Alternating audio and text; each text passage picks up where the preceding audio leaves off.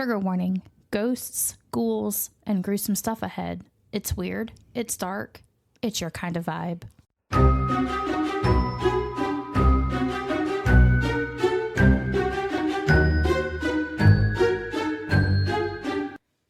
Welcome to Haunted and Homicidal, the podcast where true crime meets the paranormal.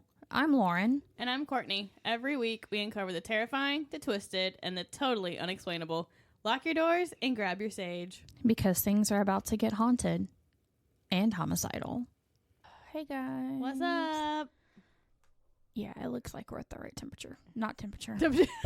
Bruh, it's been a fucking day and it is only 11:30 in the morning. I barely slept last night because I think maybe Mischa's stomach was hurting her.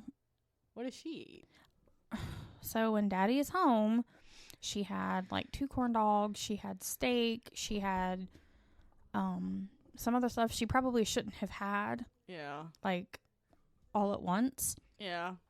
So I think her belly was hurting her last night and she kept getting off the bed and she'd come around to like my side of the bed and she would nose me, and if I didn't respond, she would like hop up there and like scratch me. Yeah. And so I'd have to lean over the bed, grab her like my arm around her back and kind of help her get on the bed. Because her tummy hurt too much. Because her belly was hurting too much to jump. And it was like 4 or 5 times. Like the last time was right before dawn. She didn't go on Wayne's side for help? No, she does not. She never does. Even when, like, before he did the driving, she would never go over to him for help. He would just yell at her, get on the fucking bed. Because she would, like, just scratch at the bed or whatever. And so she wakes me up. And I guess he had to get up to go to the bathroom. And he flicked the light on. And I'm, like, half asleep right after I got her on the bed. And she's just, like, laying on me with her head across my neck. I'm just rubbing on her. And he's like, what's wrong? What's wrong with her? I'm like, I don't know. I think her belly hurts. I'm like, she's okay. Yeah. Like, don't bro, freak you out. fed her too much. Yeah. And that's what I told him today. Because he wanted, like, every time we go to the store, we get her something. Yeah. Which is normally, like, food. And I told him, like, let's just start getting her toys. Because it's, like, the same price as what we get her for food. You know, and she loves her babies. So she got, like, a little ice cream cone that we found on clearance at Walmart, I think, on Friday night. And then yesterday we went to Five Below and she got like this big, it's like a sweet tarts shaped rolled thing, and she got that, and she likes babies more than she likes the food. Yeah. She was so excited. She's carrying it around all day. Every time something happened, she went and got that baby. So I told him today, I'm like, we either need to get her a baby or like one of the single dog treats that they have at Walmart. Mm-hmm. Like the little and the little like $1 in the pack ones. Yeah. Because, you know, I'm like, she can have what we gave her yesterday, but we gave her too much of it. Yeah. And I think it fucked up her stomach. I'm like, I like to sleep. I need sleep. So he doesn't listen. But we did get her just a singular dog treat today. Cause I'm like, Courtney's going to be bringing her a baby. So, you know, she's, like I said, she's had 3 babies in the last 2 days. Because we just keep getting them for her. She's cuddling with it right now, the penguin. So. Owl. Oh, is it an owl? Yeah, it's an owl. Oh, I couldn't tell. I thought it was a penguin. No, it's an owl. Oh, God. Yeah, I think it's funny. She just meets me at the door. Yeah, she's and I don't think he's seen her do that before. And I'm like, she does it every time. She waits for her toy because she knows she's bringing her one. Mm-hmm. And she's so excited about it. And she just carries it around for the day, you know. Yeah, I've got Superwoman, Wonder Woman, and the ice cream and Woodstock in my bedroom. She's got whatever in here, and then like 10 in the living room, and she just like picks them all at different times. Her and Sam were sleeping with Blue's Clues the other day. It was so funny. And last night she was laying with Sam, and Sam, he had his back legs propped up on her. He was laying like on his back. His back legs were spread open, but they were like propped up on her neck. It was so funny. Because he seeks her out to sleep with her. Aww. Like none of the other cats like really like her, but Sam, he does. So. That's so cute.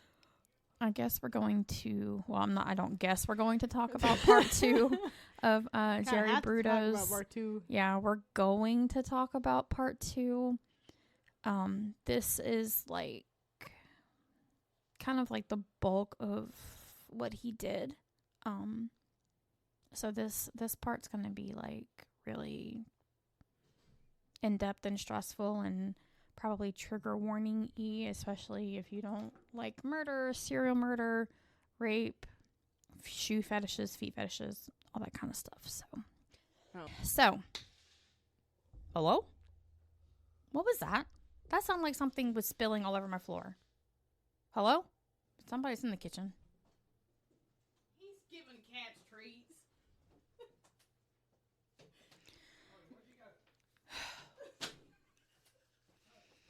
Literally just spent $15 on cat treats, and he's going to give them all to them today. Yeah, he's got someone. I thought I heard something hit the floor, and I'm like, what is that? Yeah. Cat treats. He just like, it's like a Mardi Gras parade, or he just like throws them, and the cats just come running. Yeah, he just. And then apparently Modi ran away. Modi, so he waits for his. So he'll go in there and he'll like head bump him a whole lot. He'll look at him and he'll jump off the chair, turn around and look at him like, is daddy following me? So then Wayne will finally get up and he leads him to the pantry where we keep the cat treats. Then he jumps on the counter waiting for his because he has Wayne trained that Modi gets his first by himself before he throws the other cats the treats on the floor for them all just to kind of scatter and get them. One of the kittens was on the counter with it, and then the other ones were on the floor. Yeah. But Modi, like, he's like, I have him trained. I'm like, no, sir. She hears it. She's like, I hear treats. I'm like, no, sir. That cat has you trained. Mm-hmm. I'm like, he doesn't follow you. You follow him to his spot. Mm-hmm. He has you trained. He's like, shut up. I'm like, well, that's your cat. That is your cat. Mm-hmm. Okay, so back to our regularly scheduled broadcast. You guys are not going to hear my husband this week because he is actually home. Unless he pops his head in. He's not as funny when he's home, though. He's not. He's not. It's only on the phone. But I think, like, one day we'll get him in here just, like, for extra commentary or something because it's funny. So, okay. So, again, we're talking about Jerry Brudos. He was known as the foot fetish killer. I can hear in my own voice that I don't feel good. Yeah, you can tell you don't feel good. Like, I'm not, like, I don't have, like, a cold sick. I just don't feel good today. Yeah. So, now we're going to talk about his murders, and there were quite a few. So, between 1968 and 1969, 1 year, okay, he abducted and strangled and killed 4 young women and attempted to abduct a minimum of 2 others. So 6 total at this time. Damn, all in 1 year? Yeah, all in 1 year. So this kind of like a lot of the time what denotes a serial killer. Mm-hmm. They have spurts. Yeah. Like, so they do like a whole bunch at one time, and then they have like months or years where they don't do anything, and then they have a whole bunch at one time. And so that's usually the difference between, I don't remember, somebody was asking me what the difference between like mass murder. Oh, it was London's boyfriend. He was asking me what the difference between like mass murder and serial murder is. And that's the main one. Mass murder is just a whole bunch of people at once. Yeah. And it doesn't, like, they don't continue to do it most times. Serial murder is like a spurt of 3 or 4, maybe 2 or 3 year break all over again. So that's the main difference. And it's not the quantity of people, because a mass killing could just be like 10 people and they never do it again. It's just that many people at one time. Yeah. Serial killers could also kill 10 people at one time, but it's not usually at the same time, if that makes sense. Yeah. It's like mass murders are usually like when those people go in and like shoot up churches or whatever. So 3 of his 4 victims were murdered in the basement or garage workshop of Brutus's home and 1 inside of his vehicle.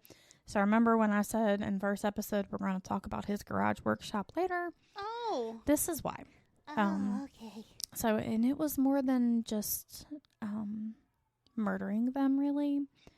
There was a lot that he kind of did. Oh. A lot. We'll get there. Okay. So, all of Brudos' victims were abducted and murdered in order to satisfy his need to both dominate and possess attractive young women and to satiate his sexual fantasies and fetishes.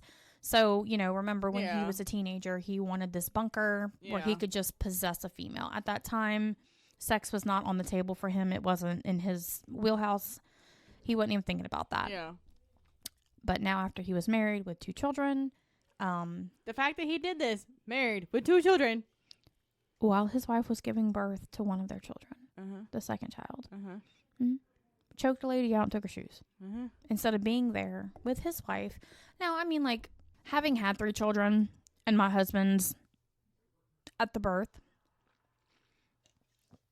or my father-in-law, my mom, my grandma, there's not a whole lot anybody can do when you're giving birth. Yeah. It's just the moral support thing.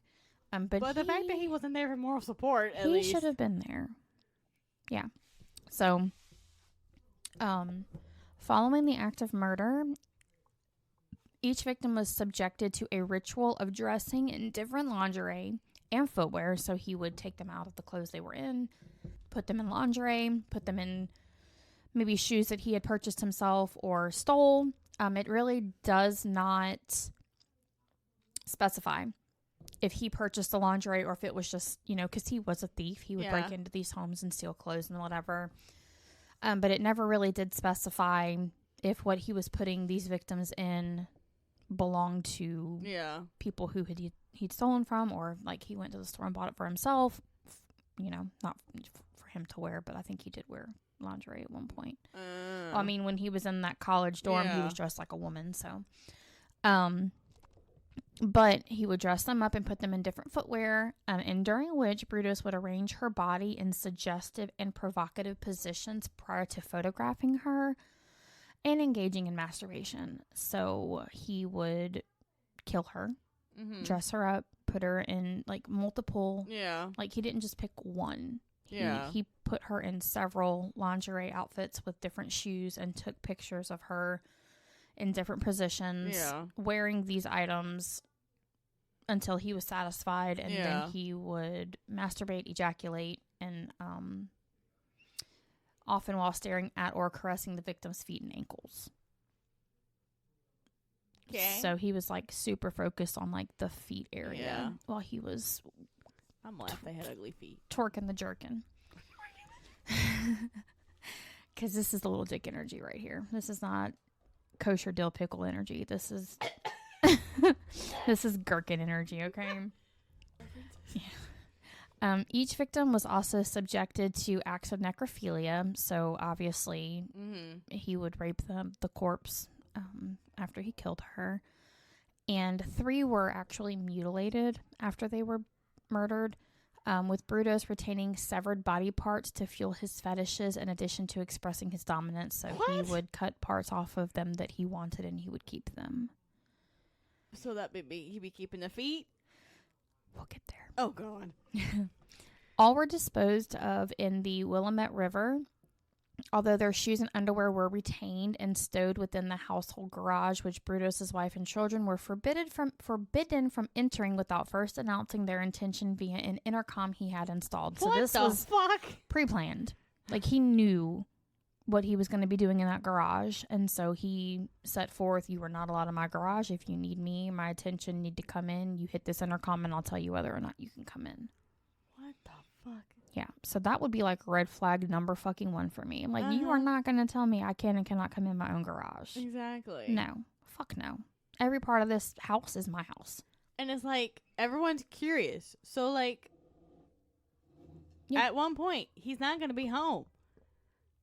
So at that point, you're going to want to sneak down there to see, what is he hiding? And I don't know, like, if they were scared to, because, like, it did say he was never, like, any kind of abusive, like physically, mentally, verbally, anything to the family. So, like, if they were scared of it. Unless he locked the door and only he had the key. It's possible. I mean, that's very possible, both sides of it. But there was windows. There were windows in this garage, I think. Because I believe, maybe not, I could be wrong.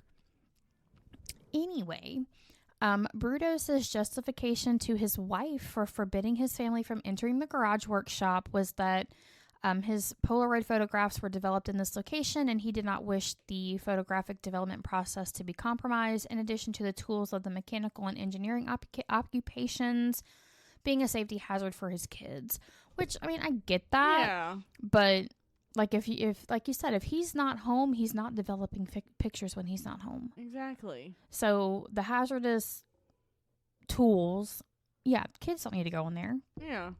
But the wife, like, it just doesn't make sense to me, like, why they never went in there. Because my curious has to be like, yeah, like, why can't I go in there? What's in there? Well, I'm making something special for you. Okay, well, I'm going to sneak in there and see that. Yeah. I'm going to look. Photographs? I want to see the photographs. Yeah, I'm going to look. Well, he really was developing photographs in there. That was not a lie, but it was not the kind of photographs that you were going to want anybody to see. Well, yeah, but they would be like, but she'd been like, oh, photographs? I want to see before they get wherever. Yeah, but like a Polaroid, like that you take the picture and it's spits it out and you just wave it around and it develops. Like, what? I mean, I'm sure there's like other Polaroids, but that's what I'm picturing. Just like the and and it spits it out automatically. You don't have to go anywhere. No, you have to actually like dip it in the thing, in the chemicals, and put it in this other chemical. Yeah, I don't know if Polaroids did that though. I'm sure they may have. I mean, like in Stranger Things, when Jonathan's taking pictures and Nancy keeps opening the fucking door, and he's like, Nancy. Yeah, it's like the old. But this was in the 60s, like early late 60s, 68 and 69. They still have Polaroids. Well, no, I know. I'm just saying I'm picturing just the regular Polaroid where it spits out the square picture with the big white bottom at the bottom where you write what it is. Yeah, they didn't have that in the 60s. They didn't? Not like the ones now. It was more like, you make me remember my photography shit. I'm pretty sure they had those kind in the 60s, late 60s. Pretty sure, because that's what I'm envisioning him taking these pictures with, not like with the camera roll, just like the little packets. Polaroid camera in like 1960s.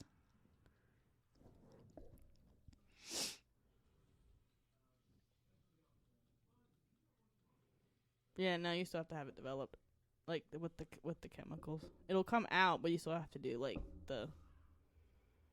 Yeah, see, that's not the one I'm picturing. I'm picturing the like, shake it like a Polaroid picture. They didn't have that camera. Not in the 60s, really? No. I thought those were like old as shit. No. They had them like when I was born, like late 80s. They had them, so I just assumed. No, they're more like this. Maybe. So they'll come out, but you still have to have them like develop. You still have to develop them in the liquid. Maybe. I don't know. But he was a mechanical engineer and everything, so he may have had just like the simple whatever. I mean, he may have had like a chemical setup. I don't know. Either way, shady. Red flag number 1. I would have had some questions, and I would have been looking for myself. Yeah. So now we are going to talk about, unfortunately, his murder victims. So the first girl, it started with a knock at the door. It was a young girl selling encyclopedias to pay for college. God. And I guess that's what you did back in the 60s. I don't know. Instead of Girl Scout cookies, you just lost encyclopedias. Yeah, I mean, I do remember, like, when I was younger, like, early 90s, my grandma buying, like, Encyclopedia Britannicas from a salesperson. Like, I also remember in the early 90s when you had to pay your insurance, they came to your house and collected. I remember that. Because the guy was the same guy, and I remember his face, and I'll probably remember his face until I die. It was the same guy every month. He'd come, they'd sit at the kitchen table, she'd write him a check, they'd talk for 15, 20 minutes, and then he'd say, see you next month. Yeah. And I remember, because I lived with my grandma when I was little. And I remember it, and it's so crazy, like, what you remember from when you were a kid, like, how different things are today. Like, literally everything you can do online. Everything. Even get those kind of pictures developed. Mm-hmm. Just send the packet off somewhere. You don't have to go do it yourself at all. My sister got her film cameras developed at Walmart. I used to. Walgreens or wherever, yeah. Oh, they still do it. And I know Walgreens does. Yeah, you'd wait like a week or two before they were all, and they would give you a call when it was ready, and you could pick them up in that little envelope. And yeah, she just went and picked up hers. She has 2 more cameras to develop. Oh, wow. What is she taking? Is like her work? We had gotten film cameras, and we just took pictures. Just pictures, like vacation and stuff. Fun stuff. Okay. So, like, there was nothing standouting about this girl. She was just a normal-looking, ordinary girl. But for Brudos, he was like, she's the one. She's the one. It's her. So, her name was Linda Catherine Slauson. She was a 19-year-old door-to-door encyclopedia saleswoman from Aloha, Oregon, whom Brudos encountered as he worked in his yard on January 26th of 1968. She began selling encyclopedias in 1967 in order to pay for her college tuition. She inadvertently entered his property, having confused his address with the neighbors, believing she had an appointment with the homeowner to potentially sell an encyclopedia. No. Literally a crime of opportunity. She went to the wrong house. So upon hearing the reason for Slauson's visit, Brudos feigned interest in purchasing a set of encyclopedias to lure her to the basement of his home. As Slauson sat on a stool and began advocating the sale of her encyclopedias, Brudos bludgeoned her about the head with a section of wood, then manually strangled her to death before concealing her body beneath the staircase to the basement. What the fuck? Didn't take long. He lured her downstairs. She started her marketing spiel, and he said, you're done. The fuck? Yep. Probably 10 minutes, 15 minutes tops from start to finish, from meeting her and then getting her downstairs. He then asked his mother to take his daughter from the house to purchase hamburgers so that he could engage in necrophilia with Slauson's body. So his mom was home with their daughter. With his daughter. Fuck?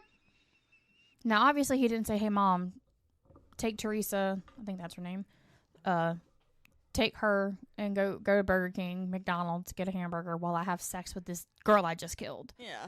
It probably was, hey, Mom, why don't you go ahead and go get some lunch, take the baby with you, go to Burger King or whatever. She's been wanting hamburgers. I've got some work to do. She's hungry. That was probably that. I don't think, Yeah. I killed her. I want to have sex with her. Can y'all leave? I don't think it was.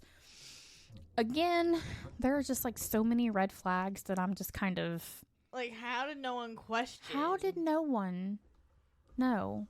Or, why did they not see him talking to this girl? Or where's the young girl that... Right, that's what I'm saying. You didn't see her? I mean, I know she, didn't knock on the door or ring the doorbell or anything. He met her outside because he was doing yard work.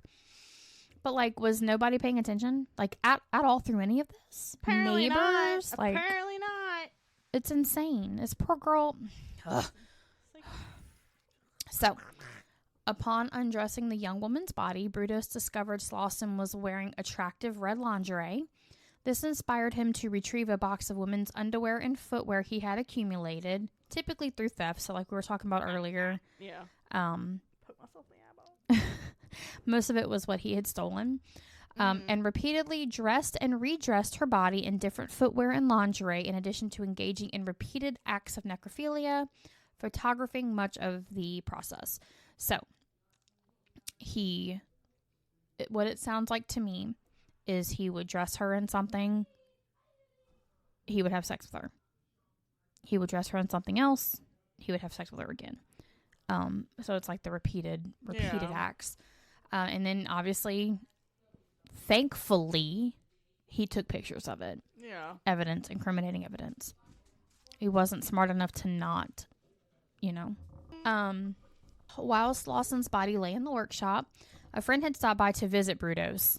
What the fuck? Bruh.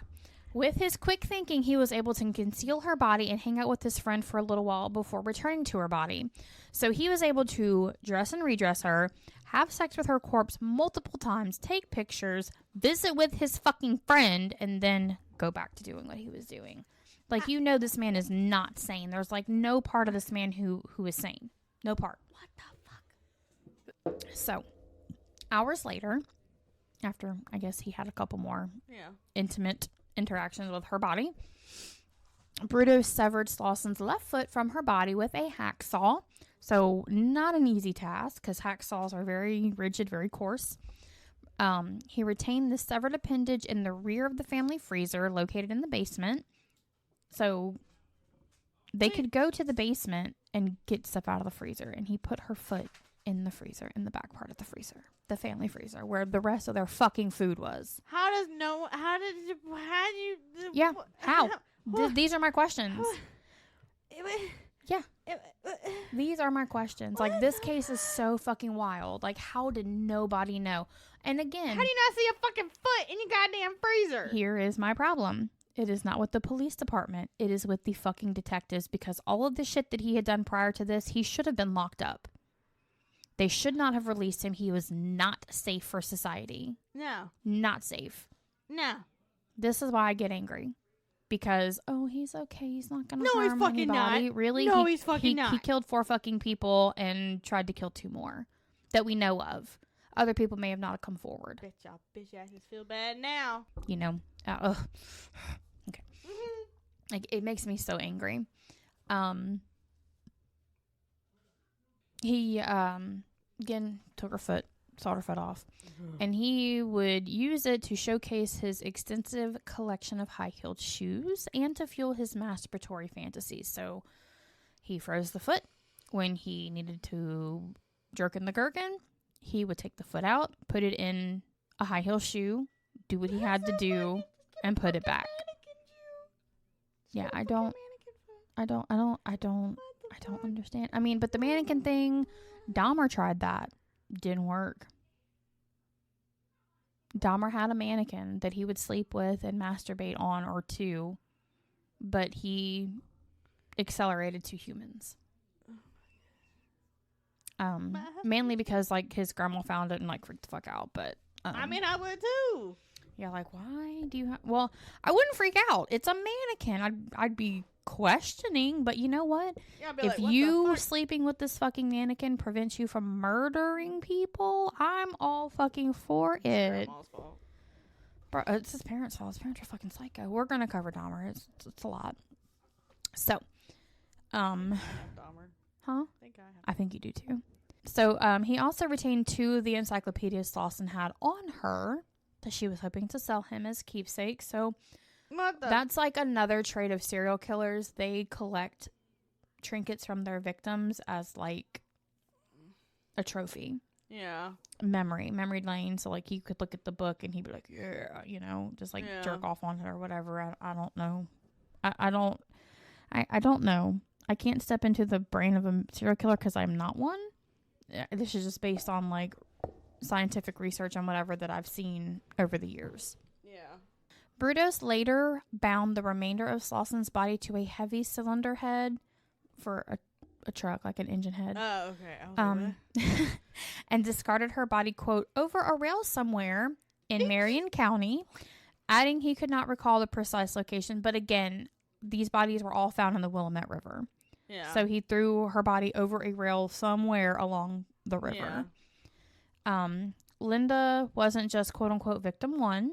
She wanted to be a teacher and never got the chance. And that's what makes her story so gut-wrenching, because she was trying so hard to help children, to teach children, to hopefully be that one guiding light. Because every person that I've ever met, well, I'm not going to say every, but most, they have had that one teacher who made such an impact and such a difference in their life. And she could have been that teacher. Yeah. She could have been that one. So, stressful. So, Brudos' second victim was Jan Susan Whitney. Brudos encountered Whitney, who was a 23-year-old motorist and University of Oregon student originally from Washington, as he drove home from a job in Lebanon on November 26th of 1968. Brudos later insisted this murder, much like Slauson's, was a crime of opportunity, which again, we talked about why that was the case with Slauson, because she went to the wrong house. He had simply encountered Whitney as he drove home from work and observed 3 individuals standing beside a broken-down Rambler along Interstate 5 between Salem and Albany. After inspecting Whitney's car, Brudos claimed he could fix her vehicle, but would need to drive her to his home to collect the necessary tools. Yeah, no, fuck that. No, you can go and come back. Like, I'm not going with you. Whitney and her traveling companions, hitchhikers that she had previously picked up, They all three agreed to accompany him upon the promise that the two hitchhikers would first be driven to their intended destination. No, should have stayed. Well, the hitchhikers are like, y'all can do what the fuck ever, just get us where we were needing to go because we need to get there now. So, I mean, I feel like if they would have stayed, I don't know. He could have tried killing all three of them. You don't know. So that would have been like extra people. So he probably wanted. I don't think he would have killed all three. He might have if they were all women. I don't know if it says or not. So the two hitchhikers entered the rear Brudos' vehicle, and Whitney got into the passenger seat. After driving the two hitchhikers to their destination, Brudos did drive Whitney to his home, which he then entered while remaining parked in the driveway. So he didn't like pull into the garage. He sat in the driveway. This murder is fucking wild. This one I don't understand. So, he left her in the car with the car running, ostensibly to retrieve the necessary quote-unquote tools to repair Whitney's car. Brudos then discreetly entered the rear of the vehicle as Whitney remained seated in the passenger seat.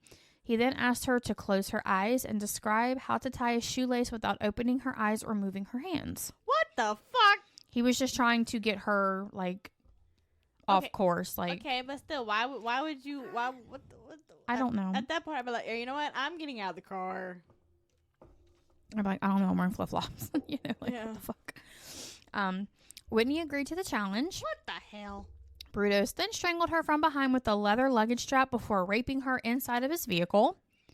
As he's sitting in the driveway? Mm-hmm. As it's in the fucking driveway. How did no one... How? Wait. What? It gets better. It gets better. Oh, God. He then carried her body into his garage workshop where he dressed her body in differing footwear and lingerie before repeatedly engaging in acts of necrophilia with her corpse. How does no one see her? How does nobody in the home see her? You've got a wife, your mother, and your two children, and you've got neighbors. Like, how does nobody see anything? How? What the fuck? Yeah. Whitney's body was left hoisted from the pulley in the workshop ceiling for 2 whole days. With Slauson, he got rid of her that night. Threw her over the rail. Brudos later admitted to violating her body whenever he, quote, felt the need. So he basically kept her there for sexual purposes, whenever he, felt like having sex, I guess. I mean, because if you remember last episode, or last part 1, his wife said she was just, no longer sexually attracted to him, so maybe she just wasn't, they weren't having sex, so, if at a point a male just suddenly stops having sex with the female, the female's gonna notice. But if she has already kind of drifted off from it and they're already not doing it a lot, him not coming on to her or being sexually attracted to her or aroused around her, really wouldn't send off flags, And her body, Jan's body, was also dressed in differing lingerie and repeatedly photographed. Brudos severed one of her breasts with the intent of turning it into a paperweight, although this idea was abandoned when he noted the epoxy hardener failed to fully set. What? Yeah. So he wanted to, with the foot, put it in the freezer, put it in high heel shoes, masturbate to it, whatever. He wanted to make this lady's breast a paperweight. So he had that trinket, that memory. Not good times. So, instead, he stuffed the breast with sawdust before pinning the organ to a wooden board. What the fuck? Yeah, I don't know. That's something this murder is crazy to me. According to Brudos, 2 days after Whitney's murder, a car crashed into his garage, knocking a hole in the wall. Ooh. A responding policeman had looked into the resultant damage, but due to the dust, debris, and darkness, and the fact that the hole was at ground level, he failed to see Whitney's mutilated and suspended body. What the fuck? So this one is so wild. Very fucking confusing because the police officer was there looking into the garage and did not see her. Yep. So that evening, I guess Brudos was like, oh, fuck. Her body was tethered to a section of scrap railroad iron and thrown into the Willamette River along with Slausen's severed foot, which had begun to decompose. So he got rid of the foot because it was no longer functional to him. Yeah. And Jan's body.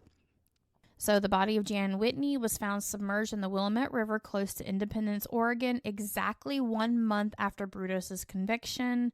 So it wasn't found right away. Yeah. It was found a while down the road. Her body was recovered approximately 1 mile downstream from the location that Brudos had indicated and was identified via dental records. So, where did they find the other one? We'll get there. Okay. Yeah. So this is just her for now. Okay. So he said this is where I dumped her, and she was found a mile down from where he actually told them that they had dumped her. So each time he killed, he experimented not just with the bodies but with control. How long could he make them stay quiet? How long could he keep the illusion of companionship before the silence of death? But he killed them right away. They were silent either way. These two. Okay. Yeah. So his third victim was Karen Elena Sprinker. Sprinker was an 18-year-old Oregon State University chemistry student, and she was abducted at gunpoint from a parking lot outside of Mare and Frank department store while en route to meet her mother for lunch on March 27th of 1969. So she was just heading to meet her mom. Yeah. For lunch. Goddamn. Yeah. So, like when Brudos was dressed as a female at the college campus, he was dressed in women's clothing at the time of the abduction. He had impulsively driven his station wagon into the parking lot after observing a young woman wearing high-heeled shoes and a mini skirt at this location. So he was, I guess, looking at this point, he was like searching for people he could do this to. It wasn't a crime of opportunity anymore. Having parked his car, he attempted to chase her but lost sight of her. When returning back to his vehicle, he saw Sprinker exiting her car and walking toward the department store called Mare and Frank. She was forced at gunpoint to enter his vehicle and accompany him home, with Brudos promising not to harm her. That's never going to happen. They're going to kill you. Do not get in that fucking car. Run. Yeah. According to Brudos, Sprinker repeatedly pleaded with him not to hurt her, adding that once taken inside his workshop, she stated she would do anything he wanted provided he did not kill her. He gonna kill you anyway, honey. In response, Brudo asked if she was a virgin. Sprinker replied that she was, adding that she was currently on her period. Brudos then forced her to undress before proceeding to rape her on the workshop floor, so this was prior to death. She was still alive with the first rape. Sprinker was then forced to pose in different high-heeled shoes and underwear as Brudos photographed her. Where was everybody when they came home? Yeah, so this is where like the experimenting comes in. He's like playing with her. Okay. So it wasn't just like a right away thing. Okay. Brudos then bound Sprinker's hands behind her back before placing a rope around her neck. He then asked her if the rope was too tight. She replied that it was. In her response, he threw the rope over a ceiling beam and pulled, causing Sprinker to be winched from the ground, whereupon she quote-unquote kicked a little and then died. What the fuck? To which he would later say caused him to become sexually aroused, hearing her kick the walls.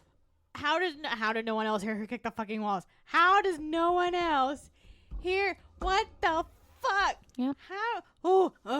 Oh my god. Yep. That's why I'm saying this is fucking wild. How did nobody see any of this happening? How did nobody hear any of this happening? Do you not hear? So, over the following hours, Brudos repeatedly engaged in acts of necrophilia with Sprinker's body. He also severed both of her breasts so he could form plastic molds with the organs, her boobs. That evening, Sprinker's body was lashed to a 6-cylinder engine component and thrown into, again, the Willamette River. She was described as brilliant, shy, and a little awkward, and she was just wanting to meet her mom for lunch that day. You know, normal, wholesome, and her life was extinguished. Her poor mom, like, where's my... Yeah, just sitting there waiting, because, like, this was in the 60s. Like, you didn't just have cell phones where you could text and call somebody. You didn't know what was going on. So, his fourth victim was Linda Dawn Sally. She was a 22-year-old removal firm secretary and part-time Portland State University student from Beaverton, Ohio. Nope, she is not from Ohio. Beaverton, Oregon, whom Brudos abducted from the ground of the Lloyd Center shopping mall late in the afternoon of April 23rd of 1969. Sally had purchased a pair of slacks and a watch band as birthday gifts for her fiancé. Oh, no. From the mall and was returning to her vehicle when approached by Brudos, who deceived her into believing he was a police officer by displaying a fake police badge and informing her she was being arrested for shoplifting. What the hell? Although Sally protested her innocence, she agreed to accompany Brudos to his vehicle, where she was informed she was being kidnapped for ransom. Brudos then drove toward his home. He parked inside his garage and ordered Sally to follow him across the yard to his home, believing his wife and children to be with relatives. Oh, my God. At this moment, his wife appeared on the porch to inform him that she had prepared the family dinner. In response, Brudos, over 10 feet from the porch, signaled to Sally to stand still. He informed his wife he would be in the house in a few moments, then returned Sally to the garage where she was bound with a cord. Brudos then entered the house to eat dinner with his family. Bro.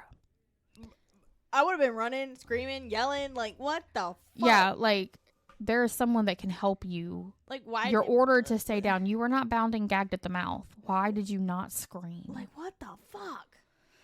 This shit is, like, so confusing. Like, I don't understand. Like, none of this do I understand. Like, none of it. So, upon returning to the garage, Brudos discovered Sally had freed herself from her binds, but she had made no further attempts to escape. Why? Why? Yeah, I don't know. What the fuck? Yeah. So, she attempted to resist his immediate effort to place a leather strap around her neck and quote-unquote pull her off her feet, asking the question, why are you doing this to me? I'm like, yeah, why?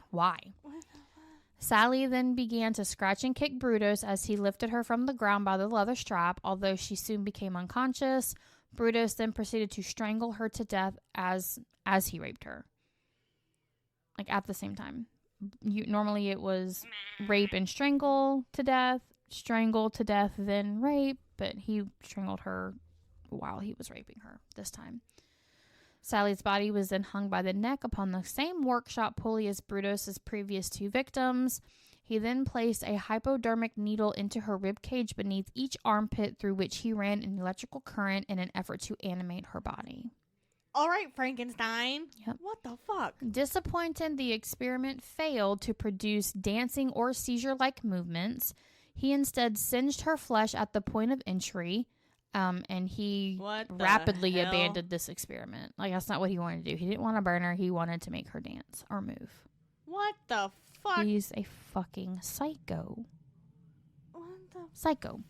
Brudos would later tell investigators his inspiration for performing this experiment upon Sally's corpse sourced from a near-fatal incident dating from 1967 in which he had accidentally electrocuted himself in the basement of the house in which they previously resided. So, like, the house before where they're at now. Okay. Some sources say it was while he was actually at work. In any account, he didn't go to the hospital to get it checked out. And this could actually be the turning point in the escalation of his activities from just stealing shoes and breaking into people's homes and taking their lingerie to actually murdering them, because, remember, his murder spree started in 68. Yeah. He was electrocuted in 67, near death. Didn't go to the hospital, but near death. Oh, yeah, the electrocuted probably shit some to his head. Yeah, and that's what they're saying. This could be a potential reason. He retained Sally's body for 24 hours, engaging in necrophilia on one occasion before binding her body to a vehicle gearbox and discarding her in, again, the Willamette River. Although Brudos created a mold of Sally's breasts, he did not mutilate this section of her body as he had with the previous victims, as he believed her areolas were too pink. What? Yeah. He's like, your areolas are too pink, my guy. I don't want them. But I'm going to take a mold of them. What the fuck? Despite this incident occurring upon or shortly after sunset, Ralphine would later say that she did not see Sally behind her husband, The layout from the garage workshop to the porch of Brudos' household would have obscured Sally from Ralph Fiennes' peripheral vision for much of the route from the garage to the porch. So they're saying just like the way the way it's set up.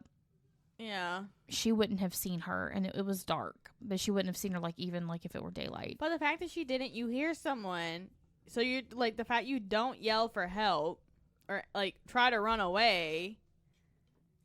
Like, what the fuck? I have no answers. I don't understand it at all. Like, yep. So, you know, even death wasn't enough. After they were dead, he still wanted power over their body, which is why he experimented with the electricity. Frankenstein. Yeah. So, these are his attempted abductions. In April of 1969, Brudos attempted to abduct 2 women on consecutive days. Both escaped and reported their ordeal to the authorities. The first of these women was 24-year-old murderess Sharon Wood. She encountered Brudos in the basement stairwell of a parking garage in Portland on April 21st of 1969. Wood later recalled feeling a tapping motion on her shoulder, only to turn around to observe Brudos pointing a pistol at her face and ordering her not to scream. Although Brudos attempted to restrain the young woman with an arm lock, Wood fiercely fought her assailant by both biting and kicking him. Yes, bitch. And twisting his wrist as he attempted to divert the pistol muzzle away from herself and toward the attacker while simultaneously biting deeply into Brudos' hand, causing him to slam her head into the concrete floor before fleeing the scene. She remembers watching him come back towards her quickly, headed for the gun, and thought that he was just going to shoot her dead in the middle of the parking garage. The following day, a 15-year-old schoolgirl, Gloria Jean Smith, was forced at gunpoint to accompany Brudos to a green Volkswagen Carmen Ghia. Huh? I don't know, that's just whatever Volkswagen model it was. Okay. With Brudos informing her, quote, "I want you to come with me. I won't hurt you. I won't rape you." Yeah. He then grabbed the rear of Smith's coat and forced her to accompany him, but agreed to the child's request to let go of her coat as she walked alongside him. When Smith observed a woman working on her front lawn, she yelled and ran towards the woman, causing Brudos to flee from the scene. Yes, smart. See, smart girl. These 2 were smart. Yeah. Why did no one else do this shit? I don't know. Smith described her abductor as being in his early 30s, approximately 6 foot tall, weighing 200 pounds, and wearing dark glasses. All known sex offenders matching this description were investigated, but eliminated as suspects because he was not on the registry, even though he should have been. Yes. So, the discoveries of these bodies. On May 10th of 1969, 2 fishermen discovered what they believed to be a large parcel floating beneath the surface of the water in a shallow section of the Long Tom River. Upon closer inspection, they discovered the parcel was actually the bound, bloated body of a young woman clad in a coat, weighed down by a large gearbox with copper wiring, twisted in a manner in which electricians trim electrical lines. The body was identified as that of Linda Sally. Due to the extent of decomposition, a subsequent autopsy was unable to determine whether she had been raped, although the coroner did rule her death as being due to strangulation. In addition, her autopsy revealed needle marks encircled by burning on each side of her ribcage close to her armpits, which had evidently been inflicted after death. So they can tell, you know, if like these wounds happened before death or after. 2 days later, an underwater search and recovery unit discovered the body of Karen Sprinker approximately 20 yards from where Sally's body had been found. Her body was similarly weighted to the riverbed, in this case by a 6-cylinder head, and she had been bound with precisely the same cord and copper wire as Sally's body had been. Sprinker's autopsy determined she had died of either smothering or strangulation, and both of her breasts had been severed from her body after death. Although Sprinker was discovered wearing the same green skirt and sweater she had worn on the day of her disappearance, the size 38D bra was many sizes too large for her and had been stuffed with brown paper toweling in an apparent effort to simulate a much larger breast size. Oh, so they didn't even fit the clothes he put on him. Oh, okay. Not the bra. She was wearing like her actual clothes, but like the bra was not hers. 2 months prior to the discoveries of Sally and Sprinker, a fisherman had discovered the decomposed body of a 15-year-old Forest Grove girl named Stephanie Vilko in Gales Creek. Vilko had been missing since July 27th of 1968. The circumstances surrounding Vilko's disappearance, murder, and discovery initially led investigators to connect her death to those of Sally and Sprinker. However, it was determined later her death was unrelated. 12 women went missing during the time Brudos was free. Mm-hmm. So we've only confirmed 4 of them belonged to him, plus the 2 abductions or attempted kidnappings and abductions. But they're thinking there are more. Probably. How crazy he is. Yep. So, to the investigation, the most predominant factors linking the deaths of Sally and Sprinker to the same perpetrator were the facts that both young women had been bound with the same brand of electrical flex and that both had been weighted with car components, suggesting their murderer may have been an electrician or a mechanic. Which he is. Yes. In an effort to trace the origin of the auto components, several officers questioned employees at proprietors of all garages and junkyards in Western Oregon.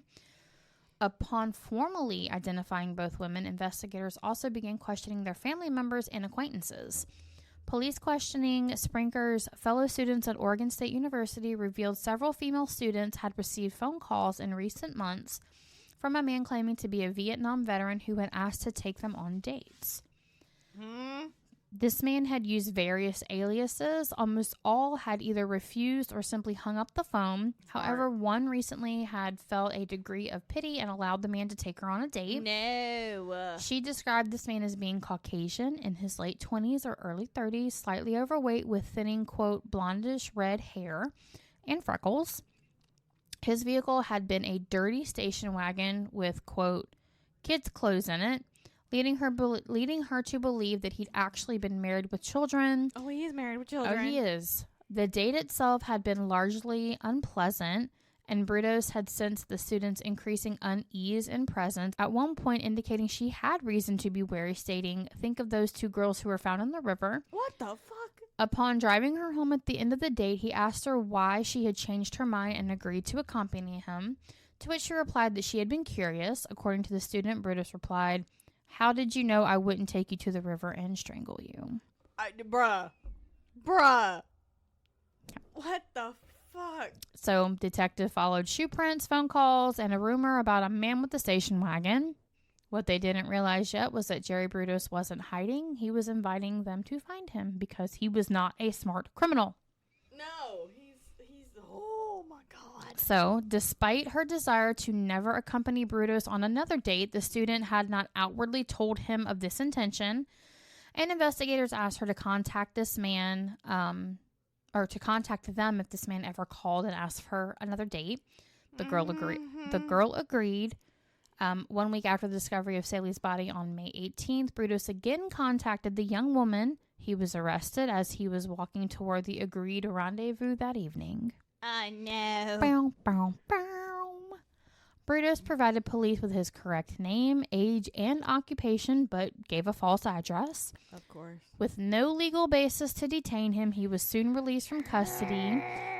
Although a background check revealed his history of physical and sexual violence towards women, and a search of vehicle database records revealed that he had resided in the District of Portland, where Slauson had been last seen alive, and upon discovering Brudos' actual address, investigators discovered he currently resided just blocks from the department store where Karen Sprinker had been abducted. So they're starting to piece it together.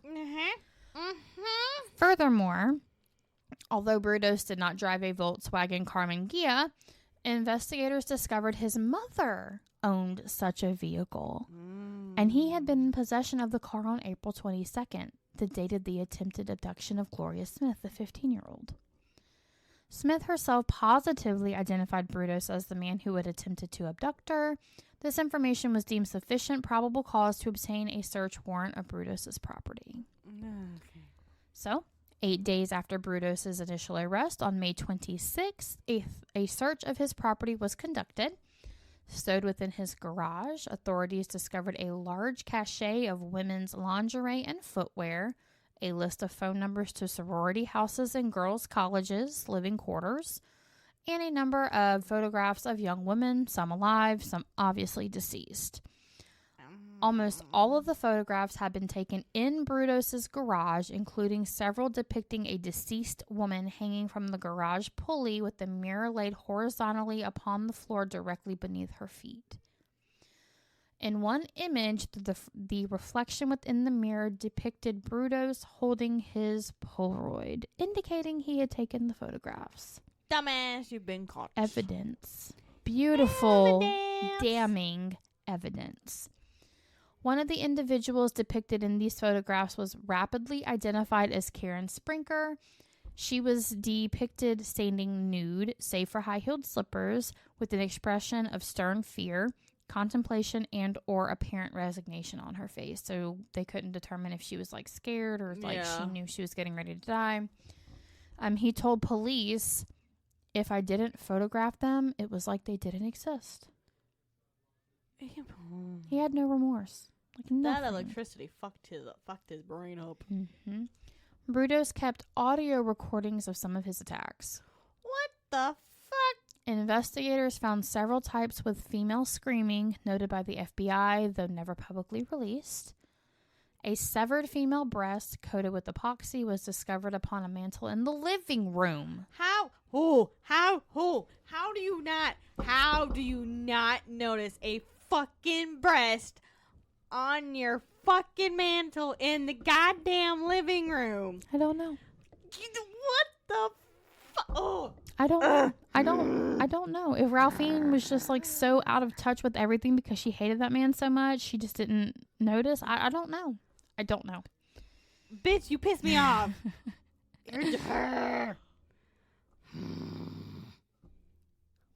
Police also discovered a coil of copper wiring determined to be of precisely the same type used to bind the bodies of Linda Sally and Karen Sprinker to engine components prior to their disposal in the Long Tom River.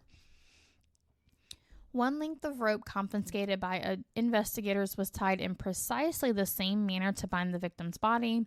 In addition, numerous engine components were scattered and stowed around the garage. These discoveries were deemed sufficient to place Brudos under constant surveillance. Arrest him. Fucking arrest him. What do you mean fucking surveillance? Arrest his goddamn ass. And do you see why I have problems with detectives and police work and investigations? Are we on the same page now? You're growling, so I'm gonna say yes. But sorry guys, this is where we're gonna end this episode. Yeah, so the next part 3, we're going to talk about, his arrest, his confession, all that good stuff. So, yeah, I told you guys to be prepared because, it's rough. I did not lie to you guys. I said it was going to be rough. So, next week, I hate to tell you guys. Next week is not part 3. What? Yeah, we're doing the Christmas stuff next week. Yeah, next week is not part 3. That part 3 is going to be after. So you get a break. You get a little bit of a breather, although the Christmas stuff is still kind of rough. But it's not Jerry Brudos rough.